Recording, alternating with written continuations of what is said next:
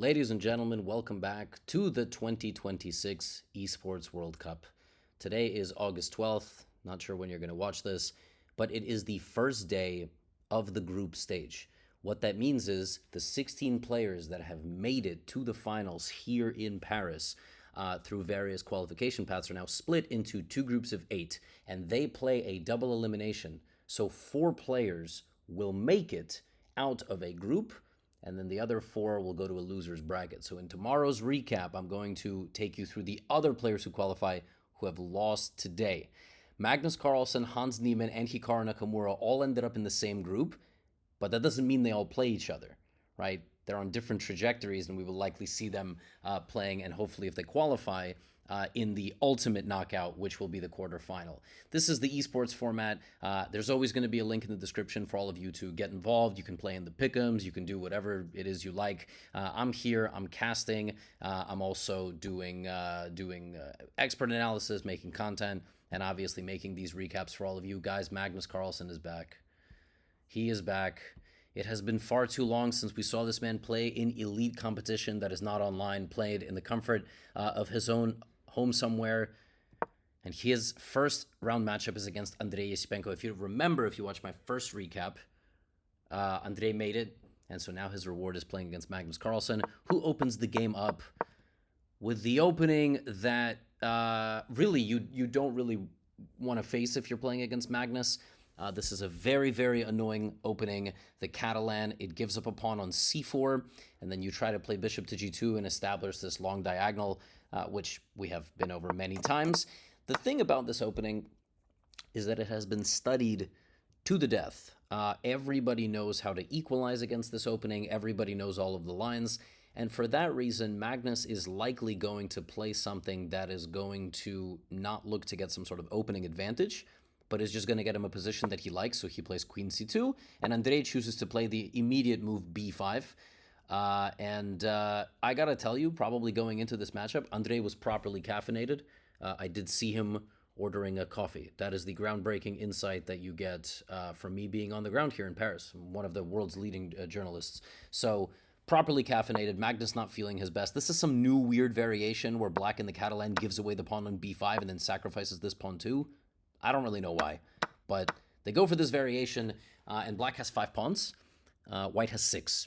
Now this b pawn is actually, it's really funny. This b pawn is going to remain on the board in several Magnus games that I'm going to be showing you today, and you will see why. And basically black here, you know, the meta is that black has actually equalized the game. Black plays like this and then ends up trading in the middle of the board, or bringing that knight and using the c pawn to anchor it. And like essentially this pawn on b2 just, it's nothing. It is a nothing pawn. But when it is in possession of the world's best player, who will just kind of like torture you in this position forever and ever, yeah, it can very easily be an annoying pawn. Bishop takes a8. I don't understand why he didn't take with the queen. I don't think it really matters, but I always thought that like that's the idea.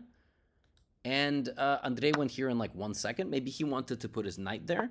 Magnus went queen c1 and knight to d5. There we go. And now knight c3. And maybe this entire concept of just giving up this bishop was missed by Andrei, or just severely overestimated it for himself. And here he spent a long time. Both his knight on d5 can take both pieces. His knight on e4 can take one of the pieces. Like, you have a massive choice here of what to take, and this is apparently the wrong move. He chose to preserve Magnus's bishop pair, move his b-pawn to being a c-pawn, and then attack it. And Magnus just pushed it, because chess is a very simple game sometimes. Me opponent want me pawn, me no give. That's really, that's as good as it gets. You can put the knight on c3 and attack the pawn on e2. In the long run, you're going to put a rook on c8, and, you know, Andrei is going to go into full defense mode. But rook c8 was wrong. He needed to play knight c3 first, because when he started with rook c8, it allows queen a1, and now the knight cannot go to c3, because you have moved the queen, so black needs to make a decision here. And after this, this variation for Andrei just simply doesn't work out. You can never win your pawn back. Black now probably has to take on f3, is to give away his bishop. This is his final moment here. He might need to give away the light-squared bishop, and then play e5, and then take here, and basically get a position where he has a bishop pair disadvantage. For reasons I can't fully explain, Andrei goes here. And I think he just misses Magnus's next kind of concept. Magnus here could also put his knight back on e1, but he doesn't take on f3. And it's just, you're just getting the sense like Andrei is not, he's not fully capitalizing on the equalizing here. And again, Magnus maybe can go knight e5, maybe can play for e4, and Andrei stops knight e5 with f6. Oh, actually, no, he stops e4 with f5. I thought he stopped knight e5 with f6. But he stops e4 with the move f5. But after this, he's just lost. It's actually crazy. Like, this one pawn move, even though it stopped a very direct threat of pawn to e4, if black had played f6, there would have been e4. But if black had played h6, there was no e4. Because after bishop takes e4, knight to d2, you can take on d2. And then there's a draw by perpetual check with knight f3. So this move, though, lands Andrei in a position that he can simply not escape from, and Magnus just improves and ends up winning the rook, because black is pinned. Black is just eternally pinned on the c-file, and despite his best efforts, Andrei was unable to escape the Norwegian bind, and Magnus capitalized, ended up trapping the knight. If knight g2, you sacrifice the rook on e4, and then you take the knight on g2, and our GOAT got the job done against Andrei. Very typical Magnus 10+0 wins. Sustained pressure, time advantage, psychological damage inflicted on his opponent, which I think causes the opponents almost to self-destruct in certain situations.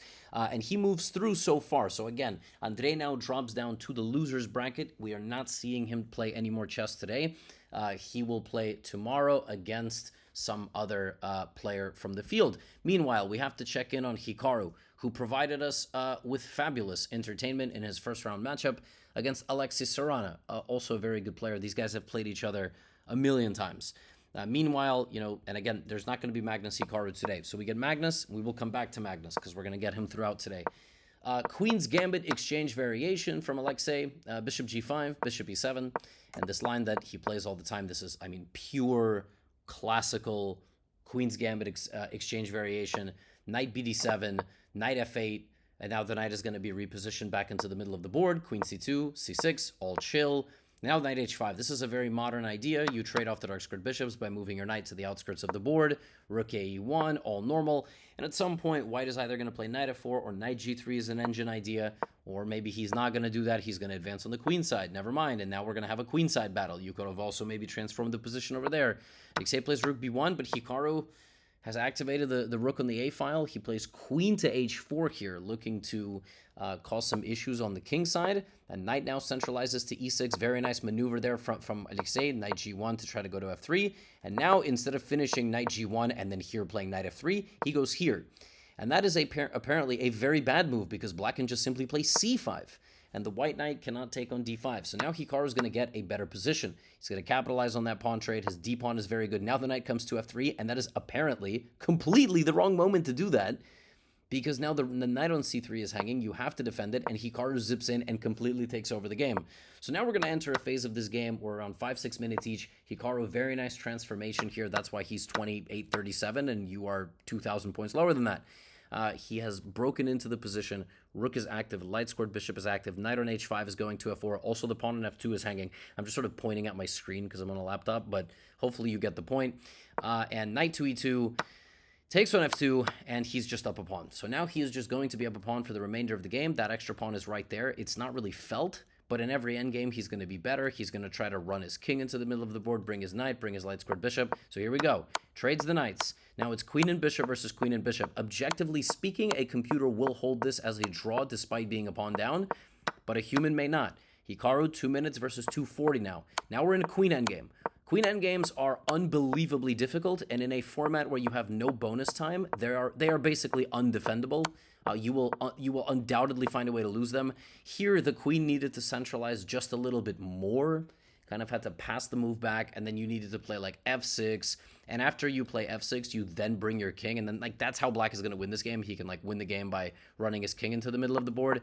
But again, it doesn't really matter, because ultimately the other guy has a minute and a half. Queen e4 is a nice trade idea, but there is no trade, and black can't take the queen, so it's still a draw. It's still a draw. It's still a draw, but 20-30 second time advantage. Hikaru wins himself a pawn. The b pawn is promoting, and practically speaking, this is winning for black. It is never in doubt, and there it is. Here was the final moment. where Alexei missed something that is just so heinous. He could have played queen e3 check.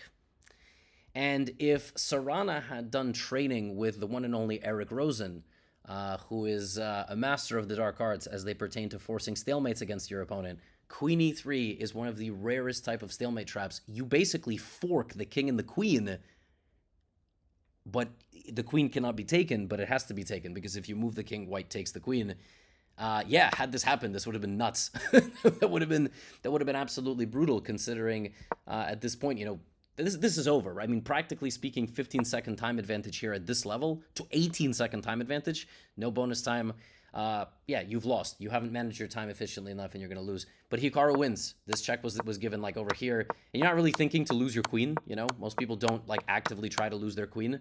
But yeah, this is just game over. And ultimately, this was a nice little trap. This was a little Rosen trap here. So maybe he is kind of trained, right? Hikaru here, instead of pre-moving the move h2, he waited for a second, and yeah, that also would have been nuts. So I take that back. Maybe Alexei has watched some Eric Rosen content. Very funny. But Hikaru wins and moves on to his next matchup. Now, meanwhile, Hans Niemann was playing Jan Nepomniachtchi, which is a pretty epic match considering they just played against each other many times in Belgrade, and now they're playing against each other in Paris, France. And the winner of this match plays against Magnus Carlsen, which we're going to look at next, which is just awesome. And the winner of Lazovic Sina Mowahed from Iran, which is he's become a legend this year, will play against Hikaru. And that's all one group, and then there's a whole nother group of players. So you're getting a lot of bang for your buck. So in this matchup, Hans lost the first game, okay? And then he won the second game. So he actually bounced back in the second game. And then they played Armageddon. And the way Armageddon works is you bid for black, because as you remember, playing with black, if you force a draw, you actually win the match, right? But you have to bid for a time. You have to say, okay, I want to play black, and I also want to spill my water all over myself like a child. But, if you want to play with the black pieces, you got to wager time. You got to take time odds. So Nepo starts with 7 minutes on the clock, but which is a lot of time. It is a lot of time, and 7 minutes is more than enough. It's much worse to play 5-3. And he plays the Petrov defense, and again, a draw is a win for black. So Hans has to at some point take some chances, and he plays very fast. One thing that Hans does extremely well is he is very good on the clock. He's very good at putting clock pressure, and I mean, he gets just an amazing position from the opening. Brutal knight on d6. A lot of nasty pressure here. Then he plays f4, playing with a lot of energy, up 3 minutes on the clock early on, and he doesn't give up that time advantage. Just beautiful maneuvering here. And he gets a completely winning position, which is very normal in Armageddon, but normally black plays really fast and gets in trouble, but white spends a lot of time. White has not spent any time. Nepo clearly not playing very well this game. Knight takes h6 check, king h7, and just, I mean, first of all,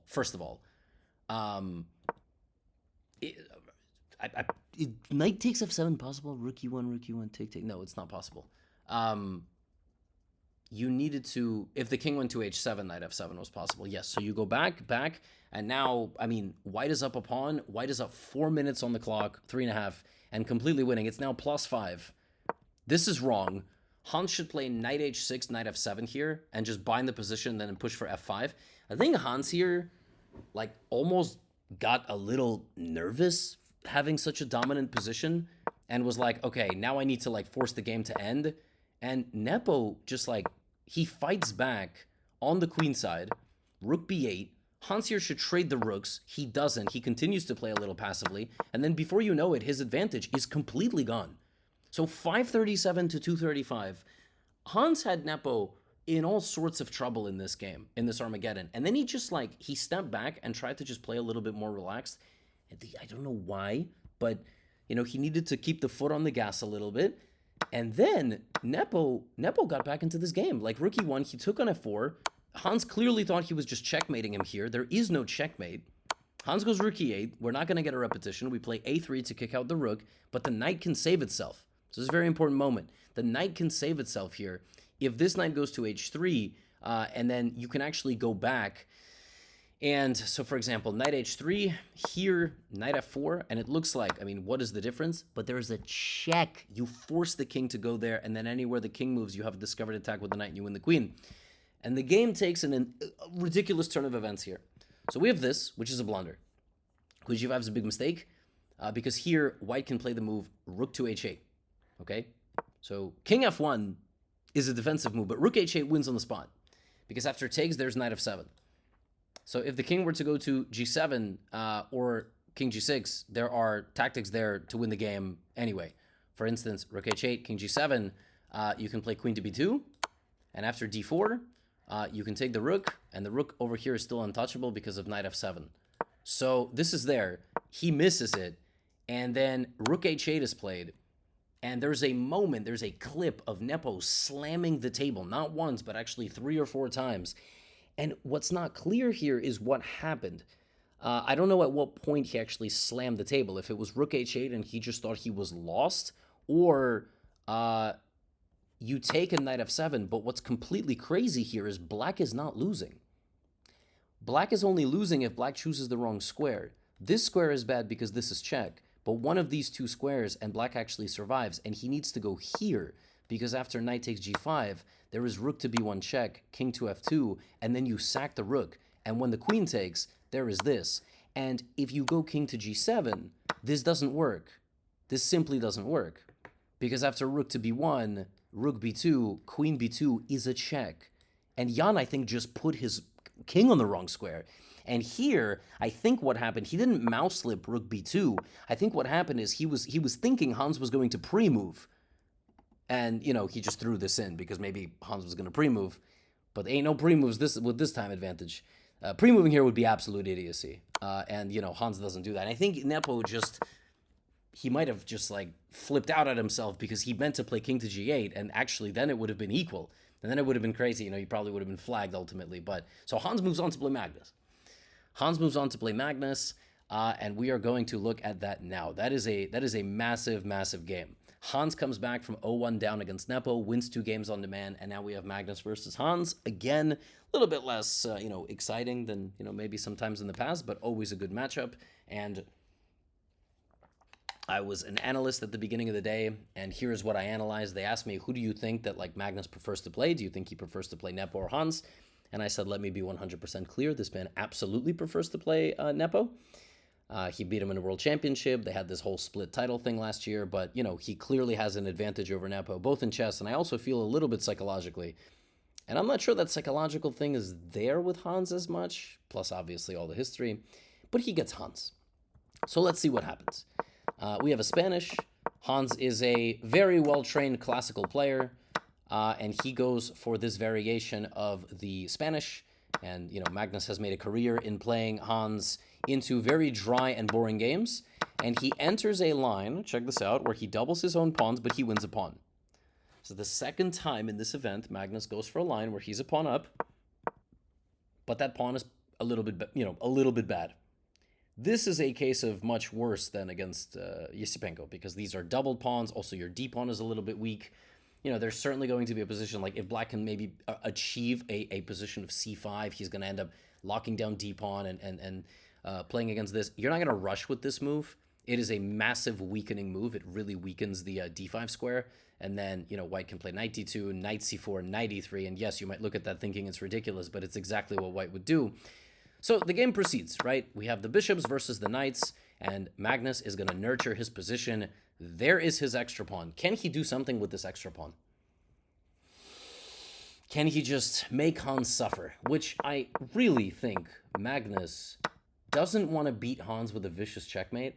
I think he wants to torture him. Like that actually is what I think. He prefers to make this man defend and defend and defend. And there's this extra b pawn.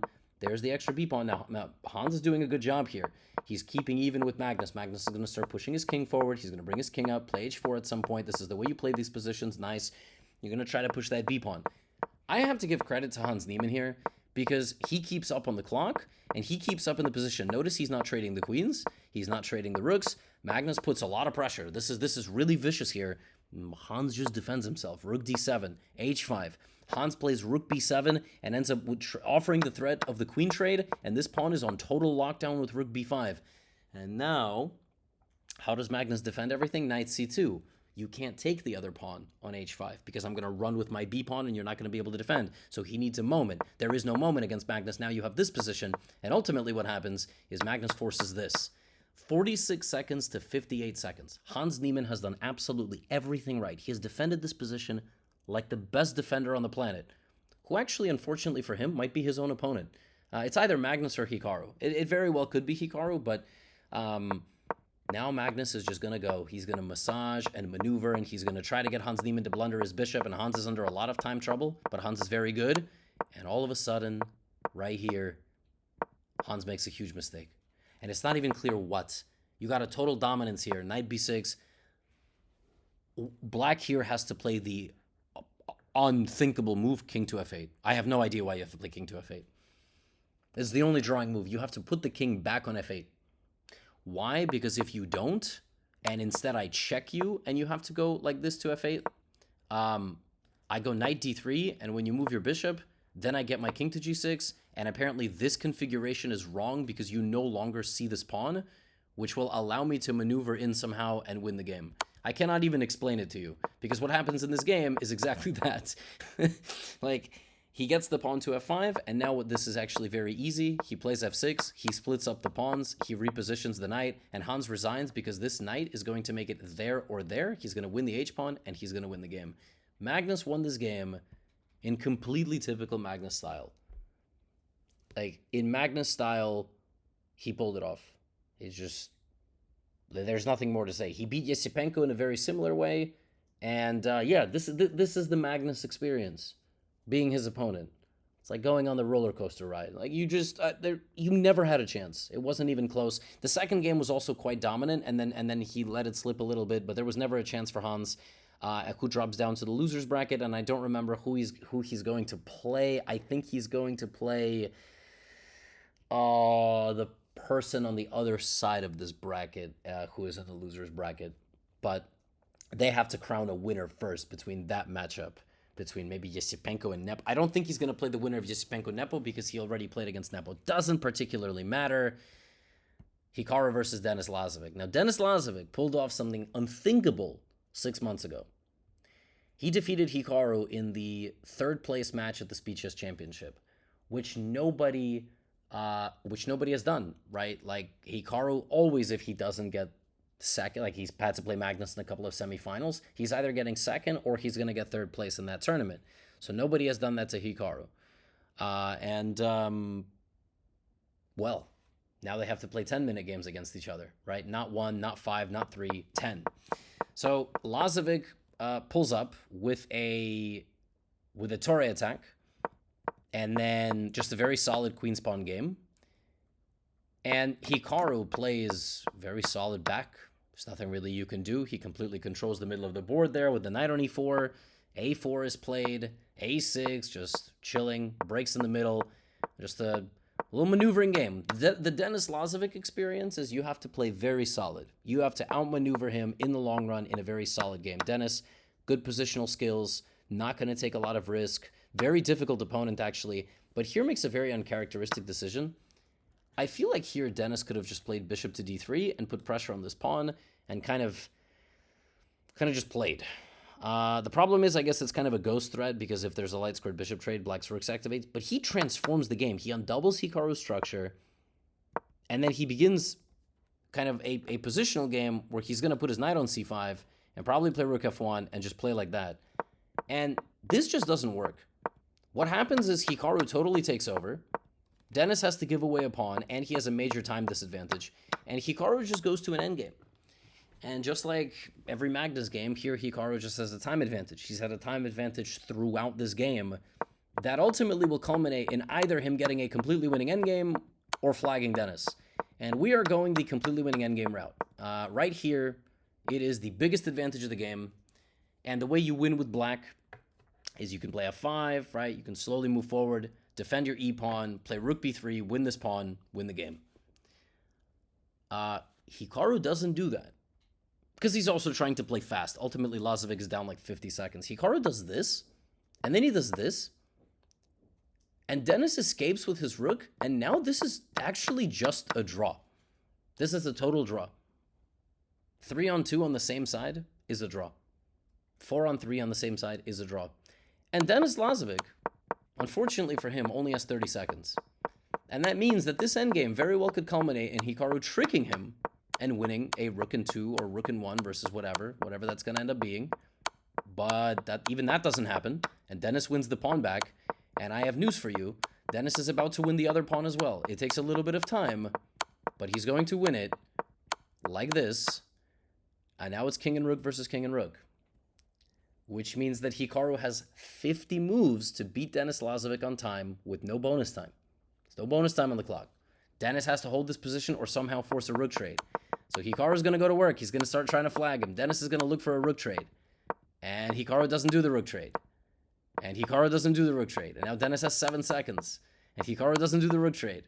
And keeps the rook far away. And Denis has 5 and 4.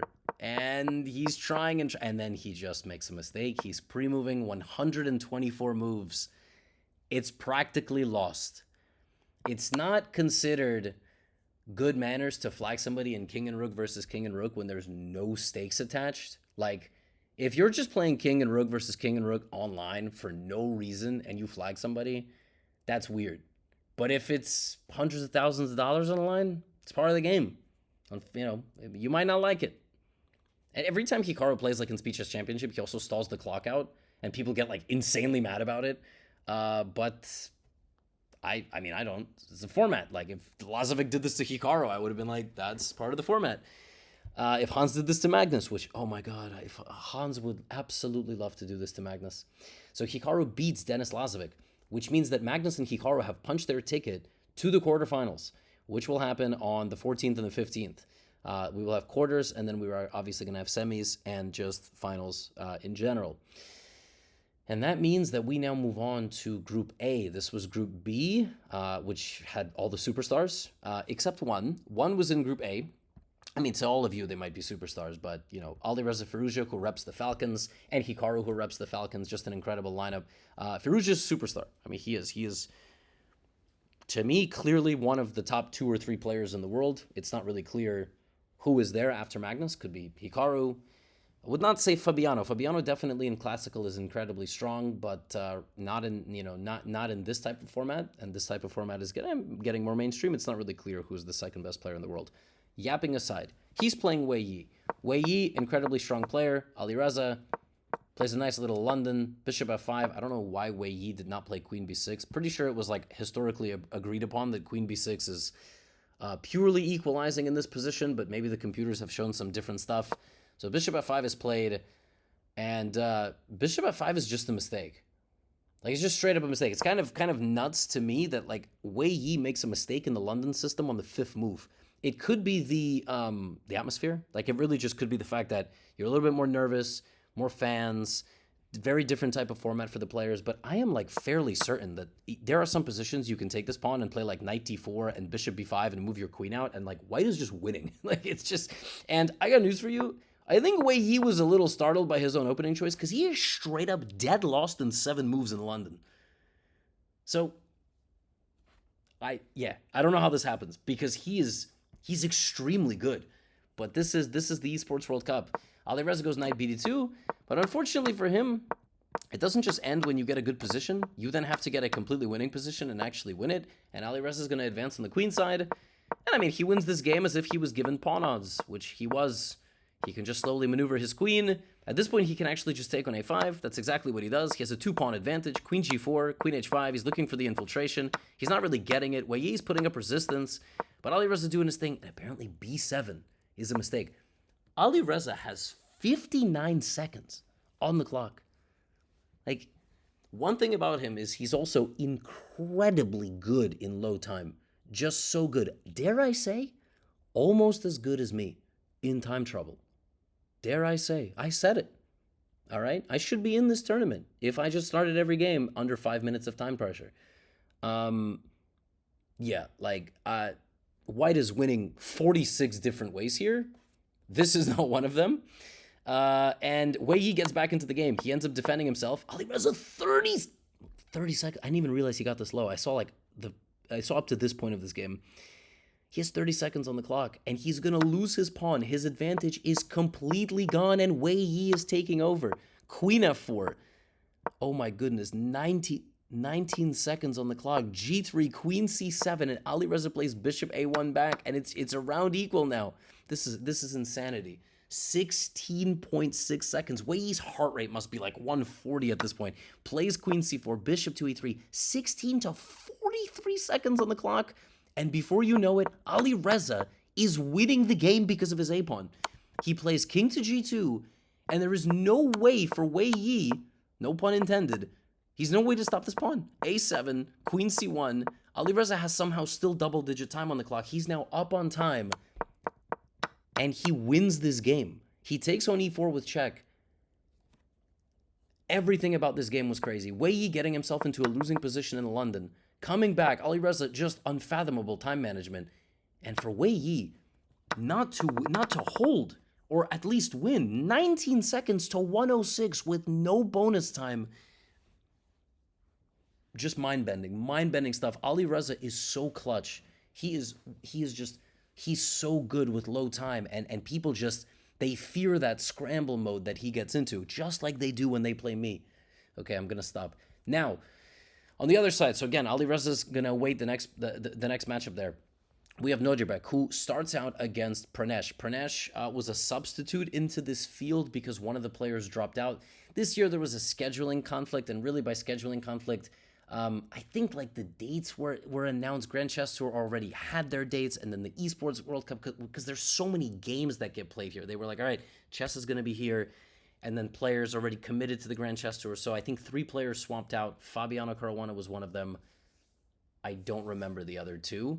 Alireza chose to play here instead, and then Grand Chess Tour made a post, and that was chess drama that like 95 people followed. But that was, yes, that is something that occurred. And Pranesh was subbed in to substitute. Subbed into substitute. Damn, that is that's good stuff. To play for somebody. He's gonna be in rough shape. He goes for a sideline variation of the Ruy Lopez, the Spanish, and Nodjibek is one of the world rapid champions of the last 5 years. Won it when he was like 19, 18 years old. Yeah, Pranesh just hangs a fork. That's the recap of this game. He does not make it out of the opening. It was the first game of the day, and he just blunders a fork. He opened up the center, gets hit with Bishop C7. Very similar to the Wei Yi thing is like the young players in this field who are like in their early 20s are older than the players who are like 19. And that actually 4 or 5 years in chess is like 20 years of experience because the game ages you and stresses you out and puts massive like, you know, amounts of unhealthiness into your soul, but also because they play all the best players in the world. And I have to say, like, Pranesh actually fought back in game 2. Nice conversion here from Nodjibek. I mean, I'm not going to praise Nodjibek for winning a game where he won a piece after like 10 moves, but good job, Nodjibek. Yeah, you're so good.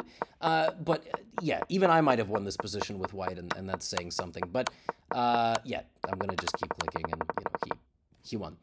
Pranesh put a lot of pressure on Nodjibek in the second game, but Nodjibek defended. I actually really like how Nodjibek played in the first matchup against Pranesh because he showed offense, defense, resourcefulness, time management. Like you see, his time was good. He played really well, but he was clearly the favorite. But I will say Pranesh actually beat Nodjibek in both of the games they played this year. This was a stat shared on the analyst desk. But anyway, so now we have Firouzja versus Arjun Erigaisi. Arjun took down Nihal Sarin. He actually also beat Nihal Sarin last time. Nihal Sarin, one of the best bullet and blitz players in the world, but not one of the best 10+0. That is what we are learning. Nihal is not as strong in 10+0 as some of these other players and not as experienced. He's extremely strong. I have tremendous respect for him. Brutal matchup in Arjun Erigaisi. Arjun taking care of business. Folks, as we see, this was their very first game. Alireza runs back to London, and unlike Wei Yi, Arjun Erigaisi does not get a losing position in 7 moves. He's also extremely well prepared, and he's very dynamic. His openings are very flexible. He's also always going to get a wild game. You cannot play against Arjun Erigaisi and expect peace. Arjun's like the problematic relative at a family gathering, right? Like you're going to see this person 2-3 times a year probably, and there's always going to be a fight. And that is the equivalent of playing Arjun Erigaisi in chess. But I love Arjun Erigaisi. His style is amazing. Also, he's a fan of mine. That's part of the reason why I'm so biased. One of the few top players that likes your boy. Isn't that amazing? So shout out to Arjun Erigaisi. Yeah, he's great. I love his chess. And all his games are completely nuts. Why is there a freaking rook on h5? Just a cow walking along the side of the highway. Like, rook to b8. You know, and now the rook is actually going to enter the game. The knight is going to jump in here. But unfortunately, this is not good because Alireza's bishop is better than Arjun Erigaisi's bishop. And once again, despite Firouzja having nearly 40 to 50 seconds less, here Black had to play king c7. It was impossible. He jumps in. He picks up the exchange there. And he's down 40 seconds, but it makes absolutely no difference. Alireza just unbeatable, even if his time is only at 20 seconds, beats Erigaisi, who beat him back. And then Alireza won the Armageddon. And actually, I think the same thing happened against Wei Yi. I think, yes, Alireza won today twice in Armageddon. Hikaru won today twice in, like, borderline flagging situations where he just pressured his opponents in the endgame. And Alireza won twice in Armageddon, but they still win. They are the best in the world for a reason. They still win. They still make it through. And my man, the Uzbek phenom, Nodirbek Abdusattorov, this was an amazing game that he played against Jan Krzysztof. Duda defeated Bach. I think Bach and Pranesh were two of the players in this final 16 group stage that I was like, you know, they're going to have a really rough time. They might even lose both matches to begin with. Bach, I think, also was a substitute. No, Bach qualified through last chance qualifier. And then he qualified... No, he qualified through India. There was an event either in India or something like that. I remember 3 people qualified like that. That was one of the... Yeah, that was one of the qualifiers. This game was crazy. Duda versus Nodirbek. Duda beats Bach. Nodirbek beats Pranesh. And now these guys are fighting for the final spot. Beautiful maneuvering here from Duda, who fell out of love with chess. Like in 2024 when I was interviewing him at the World Rapid and Blitz, he basically fell out of love with chess because he realized he wouldn't be world champion. Same. And probably you guys feel the same way. But in Rapid and Blitz, he's still incredibly dangerous. Nodirbek fighting back here. There's a rook on b6, king on f8. They say never to push the pawns where your king is. Nodirbek literally did exactly the opposite, and he is actually completely winning with the black pieces, and he's up 2.5 minutes on the clock. I predicted Nodirbek would beat Pranesh, and I was predicting that Nodirbek would be somebody to fear in this format. Here, he just, I mean, you gotta go forward here. That's the thing. You have to play rook e3 to plug the e-file, and then you need to bring the other rook, and you're gonna win the knight. The knight is stuck. Rook e3 here ends the game. He obviously thought the knight was trapped here as well. It's not. But not because of that move. Queen g5 here is actually very findable. Very findable. If you take the knight, the queen takes the rook. Now, maybe after queen g5, they still thought everything was trapped, but queen g8 is a threat. Queen g8, like queen g5 here, and clearly Duda just thought he was losing, so he sacrifices the knight. And the crazy thing is, he regains a winning advantage here if he just went to e7. But he's low on time, so he's trying to keep up a pace here. Rook e6, rook e5, and ultimately Nodirbek defends himself, trades off the queen. You're not going to checkmate somebody with just one queen, and you're definitely not going to checkmate somebody with only pawns against the bishop. He's now going to eat everything. He's going to win. Nodirbek is your 4th player to make it to the knockouts right away on the first day of the group stage. Magnus Carlsen, Hikaru Nakamura, Nodirbek Abdusattorov, Alireza Firouzja. So we have 3 of the players already into the knockouts who were in the Final 4 last year. I don't remember who ultimately gets the 3rd place match last year. It must have been Hikaru, but I cannot remember against who. There you go. I actually just don't know. And the truth is, I don't know because everybody is so close. Firouzja's really good. Erigaisi's really good. But to me, the top 4 players, really the top 3, are still Magnus, Firouzja, Hikaru. And the 4th spot is still up for debate. Like, it could be Lazovic, but maybe not in this format. It could be Hans, but maybe not in this format. Could be Erigaisi, but maybe not in this format. We will see. Could be Nodirbek. That is all I have for you today. As always, please follow the tournament live. It starts around midday Parisian time every single day, so a little bit early in the morning on the East Coast. Yeah, I'm here. I'm casting. I'm making content, and yeah, you can participate in the play-ins, pick'ems. No, you can't participate in the play-ins. That's all. Get out of here.